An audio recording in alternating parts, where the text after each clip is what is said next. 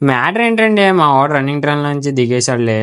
So hi moms, నేను మీ monkey moments 365 ఈ semester holidays లో పార్ట్ 2 అనమాట. ఇంకేముంది, ట్రైన్ వచ్చే లోపు కొంచెం సేపు టైం పాస్ చేసాము. వీడు మాత్రం ఫోన్ లో పులిహార కలిపేశాడు అనమాట. ఎక్కగానే ట్రైన్ మొత్తం ఖాళీగా ఉండడంతో మనమేమో విండో సీట్ లో సెటిల్ అయిపోయాం అనమాట.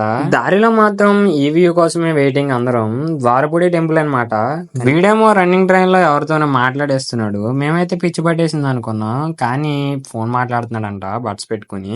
మా వాళ్ళకున్న దోలకి ట్రైన్ లో పాటలన్నీ పీకేసేలా ఉన్నారు మావా. మా వాళ్ళ దోల మా వాళ్ళది కాదు. ఇంకా మావాడేమో చిన్ననాటి దోస్తు ట్రైన్ లో మిస్ అయిపోయాడంట, వాడి కోసం వెతుక్కుంటున్నాడు. వీడికేమో ఫోన్ మాట్లాడడానికి ఎక్కడ ప్లేస్ లేనట్టు ఉంది, ఎక్కడికి వచ్చి సెటిల్ అయ్యాడు ఫోన్ మాట్లాడడానికి. ఇంకా వీటిలో పడి టైం పెద్దగా తెలియలేదు, ఇంతలోనే రాజమండ్రి రీచ్ అయిపోయి. ఇక్కడ మా క్యాండిడేట్స్ ఇద్దరు డ్రాప్ అయిపోయారులే, వాళ్ళకేదో పని ఉందంట రాజమండ్రిలో. పడుకున్నవాడు కూడా లేచి చూసే వ్యూ ఇదే అనమాట. అంత బాగుంటుంది గోదావరి క్రాస్ చేసేటప్పుడు. ఇంకా కూర్చుని చిరాకు వచ్చేసి నిడదవోలు జంక్షన్ లో అలా రిలాక్సేషన్ కోసం దిగమన్నమాట. వీడు ఎక్కడికి పోయినా ఏ ప్లేస్ లో ఉన్నా పులిహార మాత్రం మానడు, ఒకటే పని.